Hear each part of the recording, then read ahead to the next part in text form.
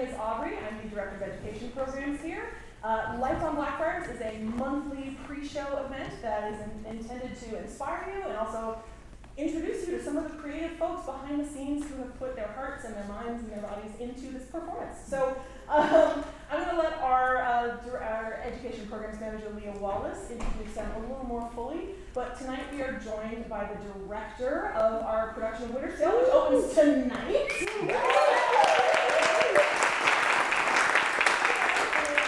Flash of page and stage. We also have the editor of the upcoming 4th edition of the Winter's Tale for the Artist. So give it up for them.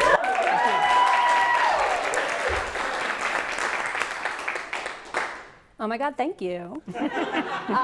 So, at the American Shakespeare Center, we pride ourselves on being not just a theater, but a center for the intersection of scholarship and performance. Tonight, I am thrilled to be joined by the physical manifestation of that intersection.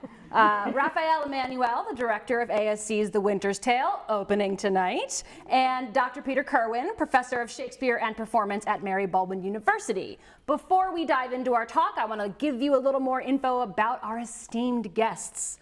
Raphael is an award-winning director, actor, and educator focused on how social, cultural influences can impact and enhance performance of Western classical theater. He earned his education MFA with distinction at Exeter and has worked at many, many, many theaters, including the Oregon Shakespeare Festival, Elm Shakespeare, Connecticut Repertory Theatre, and Starling Shakespeare Company. Most recently, he was awarded the 2025 Mary McDermott Visiting Artist Fellowship at Mary Baldwin, where he directed Ben Jonson's Bartholomew Fair in this very playhouse for the Shakespearean Performance Program's MFA company, Streetlight Shakespeare Ensemble. Thank you for joining us, Raphael. Thank you.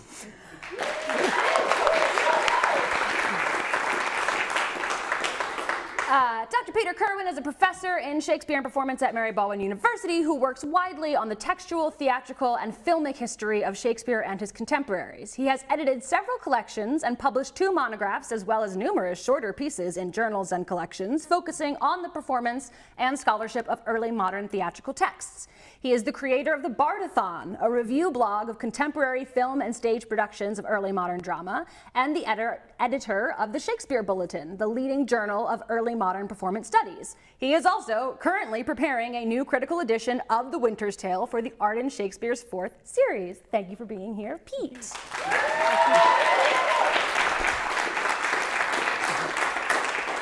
Okay, I've prepared about 30 minutes of questions for us to discuss first, as is my right and privilege. And then I will open it up to questions from you all, so be prepared. I'm sorry. Okay, for both of you, when did you first become interested in the rather niche field of Western classical / early modern theater, and what has been your journey to your current professional positions? You want to take it up? Sure. So I began as an actor. I still act, but my first foray into theater was as an actor. I encountered Shakespeare originally, like many people do, my freshman year in high school, reading Romeo and Juliet, and was not particularly a fan until I did my first college performance of A Midsummer Night's Dream. That was Starling. Moonshine, for those of you who don't know. And then all of a sudden it made a lot more sense than it ever had on the page. And what I found over time, especially over while I was in school, is that I never feel like I have enough words or the right words to always express myself as an individual. And then when I encountered Shakespeare, finally I felt like I had enough words to really share the capacity that was inside of me. Then I continued with my theatrical career from here to there and everywhere. Got involved in teaching, got involved as a director, and eventually wound up here. Fabulous. If I just probe a little bit more specifically, what was the shift for you from actor to director? Like, how did that, was it you were sort of always doing both, or did you step into the directing world at a specific point? Yeah, I mean, I dabbled a little bit in directing, but was early on primarily focused on acting. And then it reached a point as an actor where I would be in rehearsal and I found myself internally commenting on the entire rehearsal process and the choices that the director was making or not making, and thinking about what I would do with the lights or the sound. And so my brain started to expand beyond just the role that I was playing. And since it's highly inappropriate to tell other actors what to do when you yourself are the actor and also an actor, I decided to delve deeper into directing, just to allow the expansion that felt like it wanted to happen. Fabulous. Pete, same question. Same question. Yeah, the villain origin story. Yes. So for me, it was. I was doing my master's degree in English at the University of Warwick in the UK back in 2005 to 2007, and I hadn't at that point decided on what I wanted to specialise in. But then the Royal Shakespeare Company announced they were going to do a Complete Works Festival, 2006-2007. They were going to do 54 productions in 1 year, companies from all around the world bringing things. And I thought, this is cool. And I'm under 25, so I get £5 tickets. So I thought, I'll go and see them all. And I was one of 3 people who went to see every single production in that festival. I started the blog, which you mentioned at that point, and I was blown away by it. Right, I was seeing the Berliner Ensemble do Richard II in German, the Ninagawa Company doing their famous Japanese Titus Andronicus, devised work, new writing, the RSC doing its full Henry VI, Richard III sequence, and I just got so excited that this one word Shakespeare could mean so many different things, so many different political beliefs, aesthetics, and so on. And I thought, I want to see more of this. And so I started reviewing, and then I continued. I got really interested in the question about, during that whole festival, critics of the festival were talking about, oh, that one was Shakespeare, but that one wasn't really Shakespeare, right? Because it's too cut, or it's in a different language, or so on. I got really interested in that question of who decides what counts as Shakespeare and what doesn't. And so I ended up writing a PhD then on the Shakespeare Apocrypha, the history of which plays got put into the Shakespeare canon, which plays got left out. And just found a rich scene, kept going, built that into an academic job. And as part of this, for several years in the UK, I was teaching about reconstructed theatres, and particularly talking about the Globe, and this little theatre in the middle of Virginia, which was doing this amazing stuff. And I tell the story a lot. I was asked at a party 12 years ago, would you ever leave your job at the University of Nottingham? I said, there's 2 jobs I'd leave for. I'd go and be the director of research of the Globe, or I'd go and work at Mary Baldwin University in the American Shakespeare Centre. And a couple of years ago, I got that chance, moved over here, and so just continuing to kind of write research and trying to get someone to pay me to go and see as much theatre as I can, which is the dream, right? And you got that job how? I love my job, it's fine. Okay, so what, if you remember, was your first experience with The Winter's Tale? And what impression, if any, did the play have on you the first time you encountered it? And how, if at all, has that impression changed given your most recent work with this play? Oh. So right before I went to grad school, I think it was 2010, I was in a production of Winter's Tale, and I played Antigonus. I was way too young to play Antigonus, but that's the way the casting worked out. So I played Antigonus, and then I did a satyr dance in the second half of the play. So I actually didn't fully understand what happens in the second half of the play during that whole process. And after it was over, I still didn't fully understand what was going on in the second half of the play. And then had some contact with it in grad school, but really not much until this particular opportunity. And what I think one of my biggest takeaways, or what I learned, is that it's more complicated than it looks at face value. But it looks so complicated. Yeah, and it looks complicated anyway, right? But every time I kind of,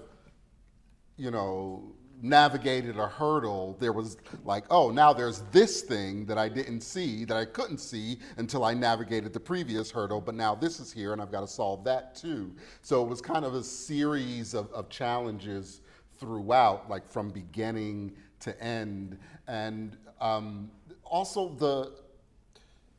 the balance of comedy and tragedy in the play. I often think of it as a play and then its sequel. But there's a mix of both in both halves of the play. And I think my original theories about it was kind of, okay, the first half's kind of a tragedy, the second half's a comedy. But it really is kind of both throughout. So that is one of the biggest things that I think I took away from this particular process. Pete, same question. November 2006. Okay. It was the Royal Shakespeare Company, as part of the Complete Works Festival. The RSC were doing that production and Pericles in repertory together with the same cast in the Swan Theatre. The Swan Theatre, for those who haven't heard of it, very like the Blackfriars, but on a slightly kind of smaller, more intimate scale. And for this pair of productions, they had boarded over the entire pit and did the whole production promenade. So audience kind of milling around and the actors among us. It was an amazing cast. Anton Lesser was Leontes. Anton Lesser, one of the most underrated actors of time, but he was Thomas More in the Wolf Hall TV series. And if you're watching Andor at the moment, he's Dedra's boss. He's an extraordinary actor. But that production was so full of life, so full of energy, right? Kind of the audience mixed in. And I remember the bear, which was this kind of 8-foot sort of semi-puppet, like person in a suit, but massive size, like just shoving past me and knocking me out of the way as it chased Antigonus through the audience. And what I always go back to that particular production and that story is that so much of the scholarship around Winter's Tale is quite staid. It's a play where people really talk about kind of the literary, the classical side of it, the mythology, in a very kind of preserved way. But my experience of A Winter's Tale was always deeply embodied. I'm really excited about it as a very vibrant theatrical text, one that it's pulling in festival culture, it's pulling in the embodied performances of petitioning and grief. And I think that's one of the things which I've become increasingly interested in, just like the way in which it's such a physical play and such a convivial and atmospheric play. And I just think it belongs in a theatre. Play belongs in a theater. What is this nonsense? Yeah, okay, so moving on to more about both of your recent work with the play. Pete, what can you tell us about the Arden 4? What's it going to look like? When's it going to come out? Can I have one? But literally, seriously, how does one go about preparing a critical edition of a play in general or like this? Yeah. So the Arden Shakespeare started in 1899 and it's gone through. It's like the Golden Gate Bridge, right? Once you've kind of gotten to the end of it and it's taken 25 years, all the scholarship's out of date, so you start doing it again. So the 4th series of the Arden Shakespeare is going to launch next year in Verona, 2026, with Julius Caesar and Titus Andronicus. This is, in a broad sense, it's going to, the Arden strives to be like the one-stop shop for all of your Shakespearean needs, right? Reflecting the historical scholarship on the play, but also situating it where it is now. It's a horrible thing to try and do because as an editor, you're looking back over a play which has been edited to death for 400 years, right? And you're trying to think, how do I do all of that and still explain all the difficult words which people need explaining and still say something genuinely original, right? So it's long hard work. I've been working on it on and off since 2019. There was a pandemic. It's slow, but it's a process of kind of going through, reading everything that's been written about the play, and then trying to say, what do today's readers and audiences need to kind of get from this? Within that, my particular take on Winter's Tale, I guess, is that I'm going back to my point. Most of the editions of the play are very literary. They're full of really kind of rich work on kind of rhetoric and classical myth and so on, but very rarely very theatrically astute. And most interestingly, most editions believe Leontes a lot, by which I mean Leontes talks a lot in this play about what he sees happening, and then editors add stage directions to confirm that yes, that is actually happening, right? They add discussions, like Hermione takes and holds Polixenes' hand, that kind of thing. I'm really interested in playing with how might thinking about theatrical possibility actually open up more ambiguity, more shift of this. I'm really interested in thinking about Leontes not as someone who is giving us the truth, but is giving us his perspective, right? He's trying to persuade the audience to see what he wants to see. And this is what was happening in the Globe and the Blackfriars around this time. I think it's one of the first plays written with both theatres in mind. And I think Shakespeare's really playing with that dynamic of how everyone on the stage is trying to control how we look at other things in this play, leading right up to that final scene. And so that's the kind of thing I'm trying to kind of take with this play. That makes so excited. Raphael, let me say again that this production is beautiful. It's beautiful. Like the costumes in Cecilia, I was like, oh my God, so rich, such color. And then we get to Bohemia, and I was like, oh my God, we were in Kansas, and now we're in Oz. Like, I don't even know what color is.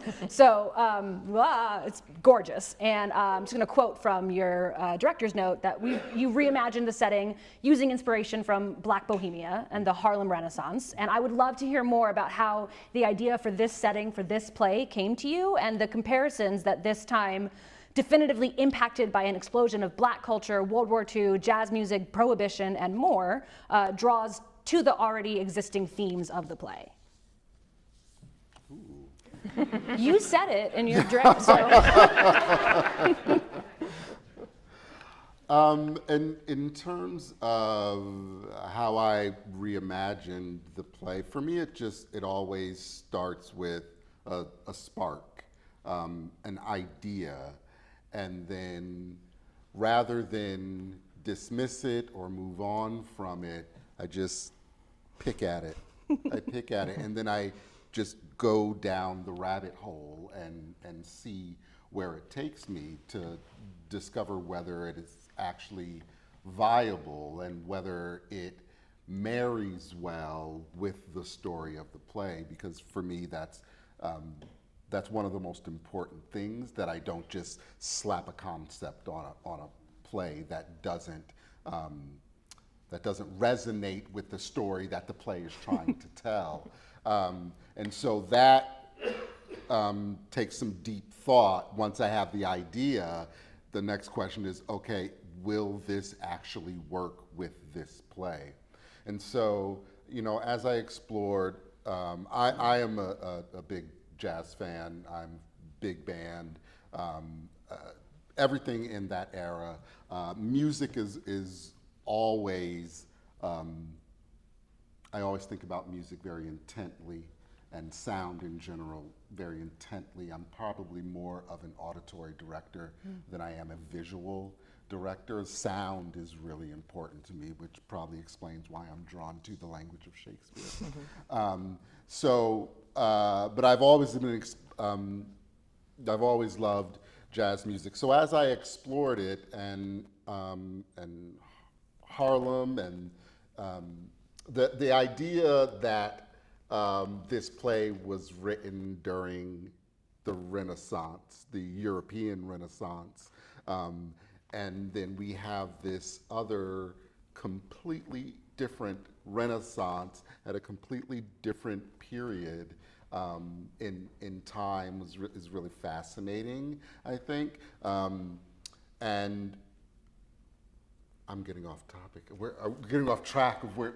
Just how the setting and the play, like why they do work together, and why it's not just a concept slapped on top of it, but like that there's the Harlem Renaissance. Yeah. Thank you. You're welcome. Thank you for redirecting. Anytime. So in terms of the themes of the play, for me, it is obviously relationships are always a huge component of the story of the play, but also things like loyalty and allyship and honor and the decisions that are made in the play about what is morally the right thing to do versus what is my duty or job or responsibility, and sometimes those things come into conflict. And if you think about the era that this production is inspired by, obviously World War II, what side you were on, I think allies, like who you were allied with, and why why people chose one side over the other. And then also things such as Prohibition, which was law that was largely flatly ignored because of what people thought of the law. And so that kind of marries well with Leonti's perception of what's going on, because he has this whole kingdom of followers who then begin to question his own his decision making, and then they have to make a decision between, do I stay loyal to the king or am I loyal to my conscience? And there are just elements of the period in terms of theme that really overlapped for me. And then the music, because Shakespeare, I consider and think of Shakespeare as being in rhythm. The jazz music and its improvisational quality, I think, allowed us to play in such a way where the jazz music is flexible enough that we can kind of modulate it to fit the world of the play without disrupting the world of the play, if that makes sense. There are so many kind of subsections of jazz and different styles of jazz, so that gives us a lot of options in terms of how we play with the music that is inherently in the text, and also support the story in general with whatever we add. But it's because that jazz itself is so flexible that we're able to kind of pick and choose, well, this style works well in this part of the play, this works well in this part of the play, because as you know, we're in two completely different worlds throughout the course of the play. And so jazz allows us to find entry points. There's a piece of confetti. One perfect bit. We dropped that confetti from the heavens in our 2019 production of Antony and Cleopatra, and sometimes it likes to bless us with its presence again. It was just really liked what you were saying. I know, yeah. Well, thank you, I appreciate it. But yes, I think the flexibility of jazz allowed us to have an entry point, basically wherever we wanted to. We could find a style of jazz that married well with the context of the play at that moment, whether it be the songs that are written into the script or something that we added. One of the things I love about that as well is that Leontes' own language has sometimes been talked about in relation to jazz. People trying to explain, because one of the big editorial problems with Leontes is that his punctuation's all over the place, his sentences are incoherent, they go all over it. And sometimes one of the best things I read, I wish I could remember where it was trying to explain what Leontes is doing through jazz and saying people are trying to kind of regularize what he's doing. But he's free-forming, right? He's got a theme, but he's riffing on it, he's returning to it, and the whole play often feels like it's, what you were saying about kind of, the comedy and the serious being intermingled throughout this. There's a directness in what people say they're going to do, but then these roundabout ways they go off theme, they return to it, ideas respond cyclically. I think there's something really nice about jazz and this play. Yeah, and to your point, like the text compared to a lot of other Shakespeare plays is quite experimental in certain ways. Like he's doing things textually that we haven't seen him do before, which can be, not jarring. I don't think that's the right word, but it makes you made me kind of sit up and pay a little bit closer attention to how the text was functioning, and how it's different from what I'm used to seeing in other Shakespeare plays. Yeah, definitely. Amazing. Okay, great. So a lot of the scholarship that has gone into recreating this place and then our own practical study in this place attests that Shakespeare's plays were likely written for a cast of 12 to 15 actors, with an average of 32 parts per play, so that's still quite a bit of actor recycling. We are in this production working with a cast of nine, I can count, and that requires more than the usual amount of doubling. And now I'm going to quote extensively from Pete's introduction to that recent critical reader edition, a collection of pieces on the Winter's Tale, now available. Quote. But if you've got money, buy it so it goes into paperbacks. It's really expensive. Great. Great advertisement.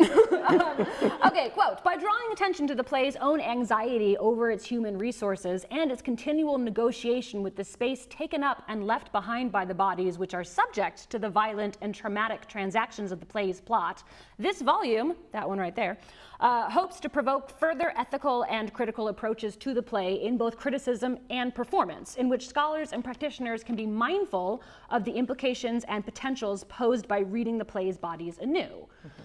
So Raphael, can you tell us about your approach to the doubling tracks in this particular production, what you had in mind when it came to when we would see the same actor inhabiting different roles, and what implications and potentials do you envision in the way these 9 bodies are recycled in this production?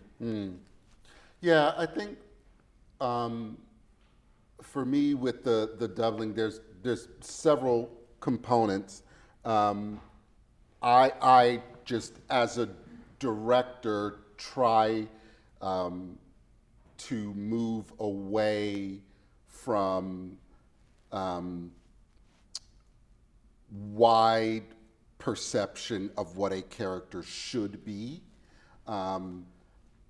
because I think any human could have any one of these experiences in the story of the play. We're just theatrically used to, an ingenue looks like this, so this kind of character is supposed to look like this. So that's the first thing that I am consciously resisting at the start of any process. And I try to, if I know the actors, I try to cast closer to what I understand of their personality, as opposed to what I see.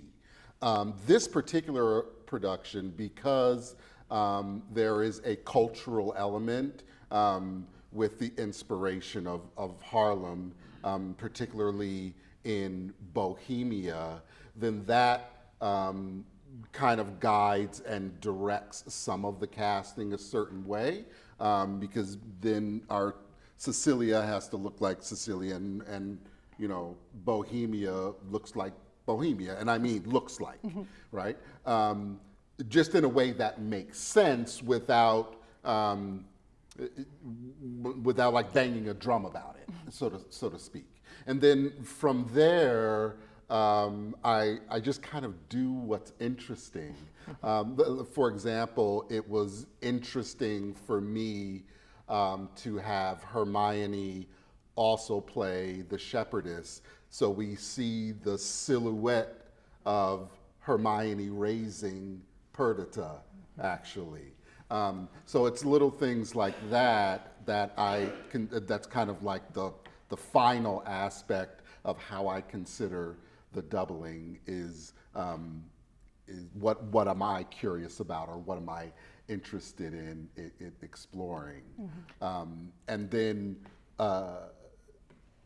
back to my earlier point, I deliberately occasionally put actors in roles that may give people pause, because I think it's fun.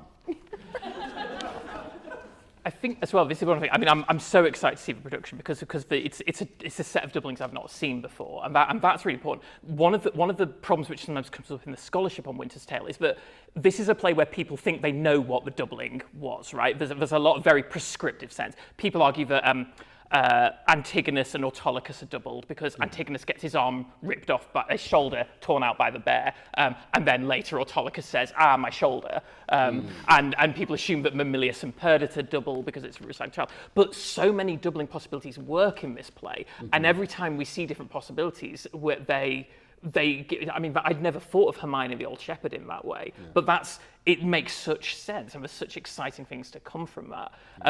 One of the things we were simply talking about in the book is that there's been an increased interest in the language of racialization in the play. One of the chapters in the book by my co-editor Todd is provocatively called "Was Leontes Black?"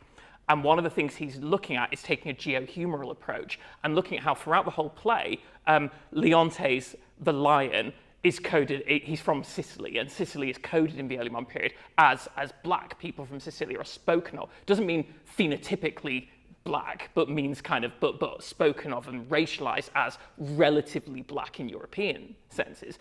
In direct contradiction to Hermione, who is from Russia, right? Who is associated with the ermine, the white furred creature. And one of the arguments is that the play was imagining a kind of white-black dichotomy, which was a response to Othello, right? That we see kind of the bodies of Othello being revisited. And yet, in recent productions, the trend has been to reverse that dynamic in really important ways, right? It's much more common now, the last RSC production, the last Folger production, this production, to see a white presenting Leontes allowing for an exploration of kind of a particular kind of white masculine power, and a black Hermione who is being forced to defend herself in those terms. And that's the reading we kind of need now. But if we fix ourselves with this is the correct doubling, then we miss these opportunities to explore it. Yeah, I 100% agree, and that is something that kind of I explore in most of my work, particularly with Shakespeare, is what does it mean for someone of non-European descent to say these words? I mean, we're all human, but like all experiences aren't created equal.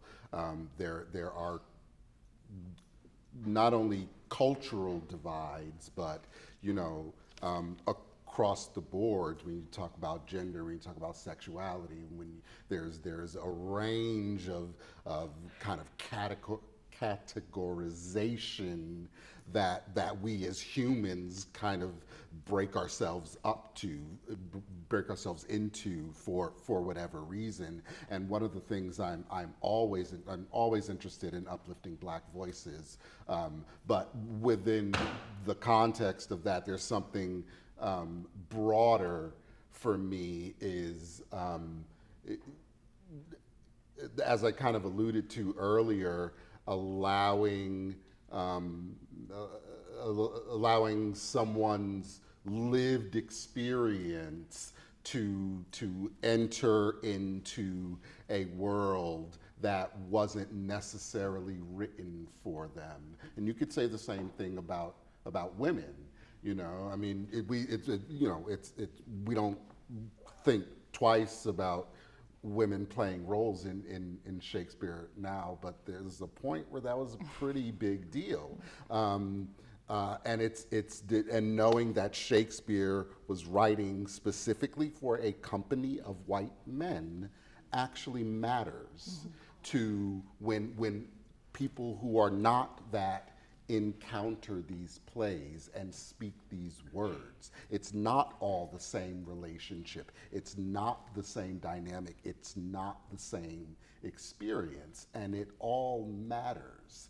And I'm curious as to what, like you talk about missing opportunities, I'm curious about what we are missing. And I'm curious about what happens when we allow someone to authentically speak from their point of view rather than present something in a expected context. If that makes sense. Intersection of scholarship and performance. It's great. Okay, I have one more question, so prepare yourselves for yours during this last question. And my personal passion is the relationship between theater and spectator, and actor and audience, particularly as it applies to early modern theater, and particularly in this playhouse. And Pete's introduction to the book, again, and I think your production agree that The Winter's Tale specifically creates a unique relationship between theater makers and their audiences. And you were getting towards this, and I didn't want you to, because I want to ask about it now, because I just love to hear more about that theatrical inherentness of this play and what it has to say, or how it creates a sort of bond between the people performing it and the people watching it in a way that feels unique, not only to the style, but to this play. Like, what is it about? I think everything we do in the Blackfriars is particularly hooky because they're often talking to us and the lights are on and we can feel like part of the play. And I feel like this one really brings people in. When I was sitting at the preview last night, I was watching other people in the audience react physically and verbally to the things they were seeing on stage, as if it was like a personal interaction between them and Leontes, who's doing crazy stuff. And the sort of what are you doing, man? This, and I don't always see that. And so what are your thoughts on the way that this play sets up a relationship between the people playing it and the people watching it? I've got a specific one. I've got a particular set of theories about this play, but I think this is Shakespeare writing late in his career. He's been working with directors for a long time. I think this is one of the plays where he is most explicitly leaning into experimenting with complicity and working on ways to force audiences to reckon with their own presence in watching what is happening. Very early on in Winter's Tale, there's that bit of direct address where Leontes is looking for sympathy, right? I've been cuckolded here, and it happens to everyone, right? It happens here. Little do people know that does this guy here know that his wife's been sluiced in his absence by Sir Smile, his neighbour, right? It's right. It's ugly, right? But it's also a deeply dangerous gambit, right? To say, hey, did you know that your mate's sleeping with your wife right now, right? And I love that because it's one of the rare moments in Shakespeare where someone is speaking to the audience and saying something which the audience member is almost certainly not going to agree with. But he's so insistent. He's in control of the time. Look at what's happening. He's what Martin White called the Sprecher figure, who's a figure in Renaissance painting who there's a famous image of John the Baptist stands at the front of a frame pointing towards Christ, but the picture's drawing attention to John and saying, look at this through me. And Leontes, I think, is doing something similar, trying to say, look at this, agree with me, even though we're not meant to agree with him because he's wrong. And similarly later, Hermione is on stage effectively asking, will no one believe me, like Isabella did in Measure for Measure. And I think that this play is continually working with its audience, but it's really towing that kind of dangerous line of asking the audience to agree with something which they know they're not meant to agree with. And I think for me that sets up all of this play's distinction between what's real and what's not, what can I believe, is what I'm looking at, the thing I'm actually looking at. All of which, to my mind, builds up towards the statue at the end, where the entire audience are being asked to look at a living actor and being told, no, this is a statue, and being asked to believe that it's a statue, so that when, sorry for spoilers, when, but at the very end of the play, we're not asked to believe a miracle, we're asked to reform our entire system of belief because we've been told to believe it's a statue. And then we've been asked to believe something different. And I think this play is really working with that sense of, in this magical theatre where we all agree to believe nonsense, what does that mean for our perception of reality? But I will stop there. Yeah, I think, you know, for lack of a better phrase, he's kind of kicks it up a notch. You know, in a lot of his plays, there are characters who make ridiculous decisions, and we sit in the audience and we say, why would that person make that decision in that situation? And this feels like kind of the peak of that, because we don't get from it happens so immediately that we don't really get much of a setup of why, which I think is one of the things that makes it different from a lot of the other plays. Like there's at least however twisted, a discernible logic or arc to what leads characters to certain decisions, but we start right off jump with a highly questionable and really aggressive decision when it comes down to it. And I think that's why the audience might have more of a visceral reaction to what's going on. You know, we've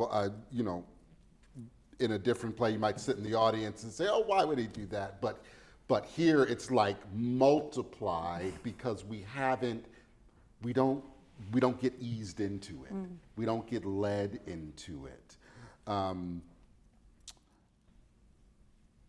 Yeah, I had another thought that escapes me. Well, if it comes back to you, just shout it, you know, no intro needed. As promised, I will now allow anybody in the audience who has a question. This is your time to shine. So if you have questions for either of our fabulous guests, you can raise a hand and I will call on you. I remember the Yes. I think actually we were talking about this, about, you know, in, or maybe it was you, Vanessa, I'm not sure. But in a lot of stories, the major tragic event is what closes the play, right? Everything kind of culminates at the very end in like a bloodbath or whatever the case may be, or a marriage, depending on what the play is. In this play, the tragic event happens in the middle of the play. And so we're kind of left with the question, as humans, we don't think, when we see the other kind of version, we don't always think about, oh, this story actually doesn't end here. It ends on the stage, but the people who are left have to go on with their lives after this event has taken place. But we're never really asked to think about that. But until we get to this play, where the event is in the middle of the play, and we get the 16 years later, or we get the aftermath as well, to kind of continue to navigate what it means to move forward after tragedy or after a tragic event. And I think that's one of the things that make this play unique. Okay, now. Yes. Yes, Devlin. Okay. I have a question for Pete. You talked about one of the hard parts about working on this new critical edition for the Arden was finding something new and original to say. And I don't want to ask you to give away all the big things that would make us go buy the book. But I'm curious what surprised you in working on this edition, or what are some themes that you were excited to explore that you feel often get overlooked? I mean, I think, yeah, it's a great question. Thank you. For me, it's probably going back to the one I've already said, but possibly expanding on a little bit, which is the way in which editions seem to believe Leontes. And I think one of the interesting things about being an editor is that editors are meant to explain things. And they're meant to, and they have to kind of make choices which pin everything down to a concrete version of the text. But this play is so full of ambiguity and complexity. And, you know, whether you're doing a production or writing it or editing an edition, you end up having to kind of make very fixed choices. And that, for me, is a real problem when you are trying to edit Leontes, especially, because in trying to explain what he means, it also makes it feel like you're justifying him the whole time, right? By saying Leontes means this and Leontes is seeing this, you find yourself taking his perspective. And what that really kind of brought me to was the way in which people in this play really try to control, like they want you to share their worldview in a very strong way. And so one of the things I'm exploring as an editor is how do I kind of resist that a little bit? How do I, as an editor, try to put in a resistant commentary? And for me, it's kind of actually coming back to what feels like a cop-out as an editor, because editors traditionally say, this means that. I'm trying to work with the subjunctive. What may this mean? What options might be possible here?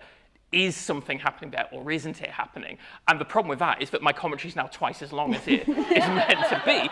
But Bloomsbury want us to keep to a very strict word count, and I'm fascinated by how, in a capitalist economy, the drive towards kind of product and clean lines makes you make choices which I actually feel kind of ethically iffy about the whole time.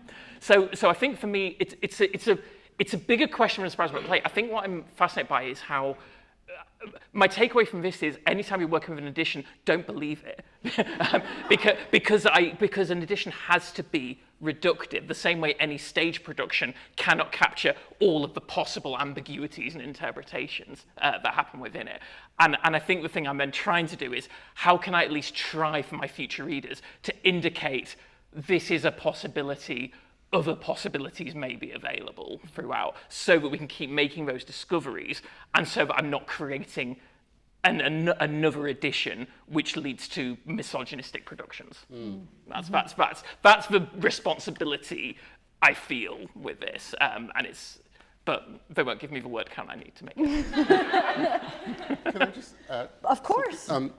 Like to that point, I think it's worth acknowledging sometimes when we go to see plays, we're asked to think in terms of right and wrong. But that's actually not how we exist as humans. Like as much as we may want to judge Leontes, for example,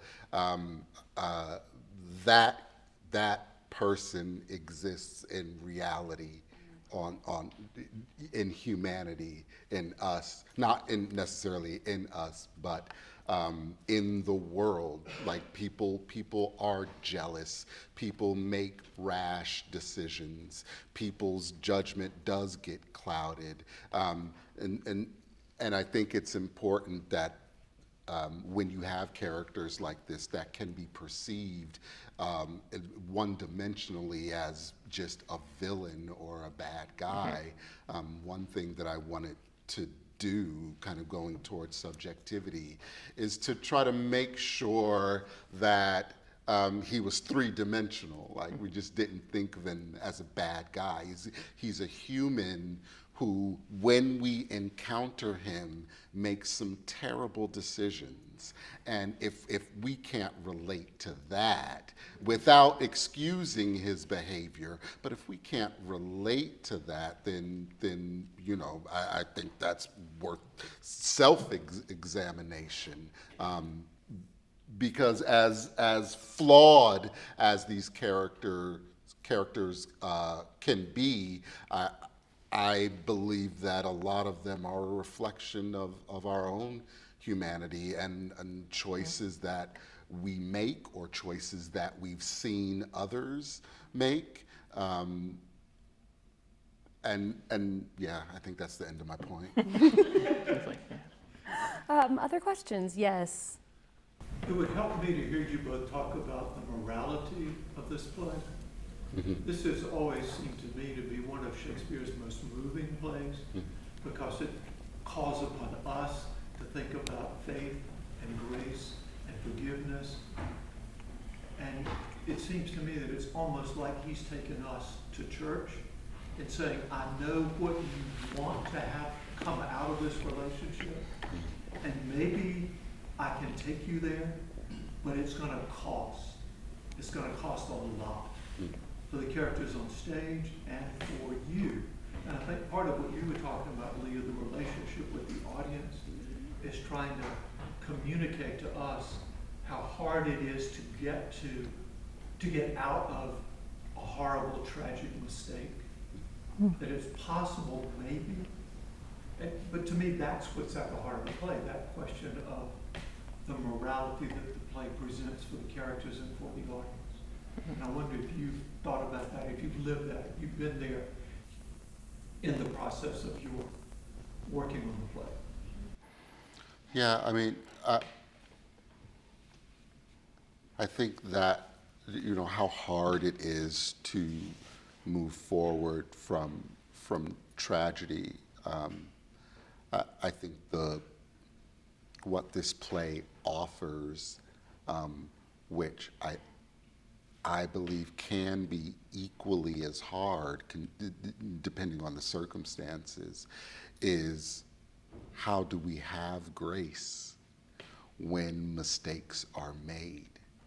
And so I think I'm kind of focused on the other side of that question, like when we encounter tragedy, when we encounter like horrible decisions, how can we have grace in understanding someone else's humanity and understanding that we are all flawed. And I think that is one of the things that Hermione embodies so beautifully, given what she is put through, and to be able, not to say that everything is perfect, but she has enough grace to continue to at least engage with the conversation. And I think that, like, for me, that is a more compelling question to me, as opposed to the tragic decisions that are made. It's what do we do as a result of them, or what do we do when that happens?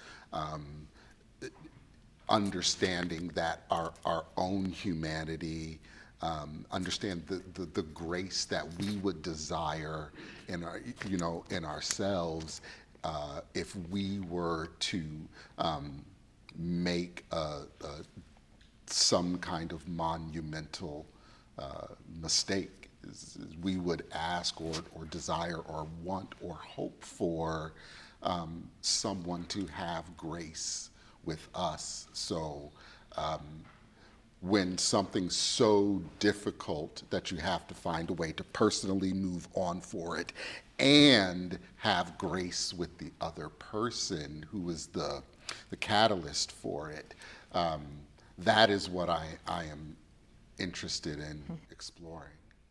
I think that's, yeah, beautifully put, and I'd agree. I think for me that question of kind of grace and forgiveness is what this play really delves into so much, and particularly that idea of we talk very easily about does so and so deserve to be forgiven, right? And once we start bringing desert into the idea of forgiveness, we end up with all kinds of arbitrary, he's grieved for 16 years. Is that enough? Is that too little? Like where do these ideas come from? But for me, I guess the one of the central, most profound mysteries in Christianity is that idea of forgiveness even when someone doesn't deserve it, right? And that feels to me like one of the biggest questions we're still wrangling with today. What does it mean to forgive? How do you forgive? Does forgiveness have to be earned? And what does forgiveness mean if it can't be earned or it can't be deserved? And I feel like I love the word mystery in relation to that, and even whatever kind of religious persuasion or philosophical persuasion you're from, that question of something which doesn't have to be earned or can be given without being earned, kind of breaking the fabric of the universe to the point that a statue can come to life is exciting, I think, and I love that. That's one of the things when I raise it with students, that I love the unanswerable questions, and that for me is the profoundly unanswerable one of this play. We have time for one more, I think, question from the audience, if there is one. So most people, when they think of The Winter's Tale, think of Exit pursued by Bear or Hermione's epic defense monologue. As two people who worked very closely with it for so long, what do you think is an underrated line, moment, embedded stage direction that you'd like us to pay attention to?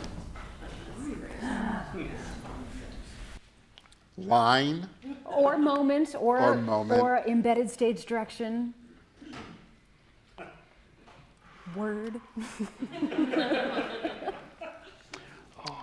Do you have? Yeah. I mean, there's so many, and probably so many of kind of the famous ones are rightly famous for a reason, right? I think I was really Anna was asking me some kind of questions about Paulina's speech after Mamilius' death the other day, and I was really coming back to that moment. I think Paulina's speech haranguing Leontes after the death of Mamilius is so extraordinary a bit of writing about I'm not going to remind you of this thing which I'm now going to remind you of at great length. And to me, it's one of the most theatrically phenomenal and potent moments of a woman wresting back the rhetorical framework from a man. Like, Leontes has had all of these first three acts to kind of set his scene, and we see Paulina in that moment kind of take over it. And I think that moment, it's always a pivotal moment, but it often gets buried and lost in whatever spectacle people are doing around kind of Mamilius' death and the fluster of the stage. Mm-hmm. And when that moment is allowed to just be, and Paulina finally takes the space, I think that's really profound. Yeah. This isn't my answer, but my favorite line is, "She drops booties in my mouth." She drops booties in my mouth. I'm sorry, it's on my spreadsheet of ridiculous Shakespeare. Yeah, yeah. It's a really ridiculous It's a really good line. I love it. I think that Camillo's track goes under-recognized. How much Camillo has to do with the events of the story, I think, is underrated. Camillo is really the catalyst for a lot of what happens in the play. And I don't think that gets recognized enough. It's similar to the friar in Romeo and Juliet. A lot of productions of Romeo and Juliet that I see, like, cut the friar to shreds. And it breaks my heart every time, because he's such a pivotal component in almost every decision that gets made throughout the play. And I feel similarly about Camillo.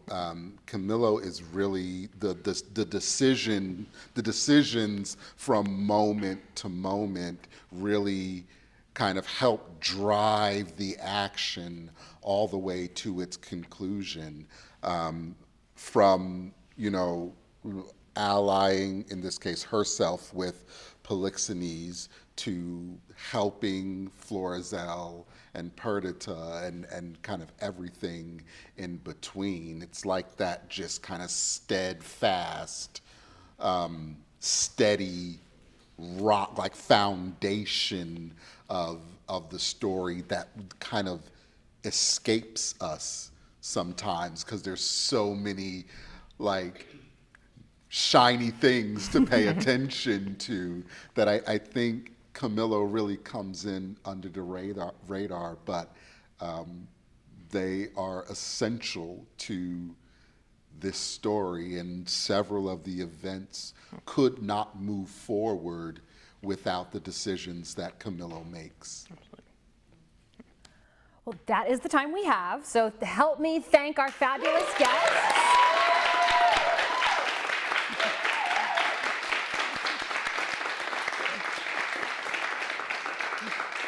I hope this inspires your further conversations as you go out into the world and think about The Winter's Tale, and then come back and join us tonight for our opening production. Yay!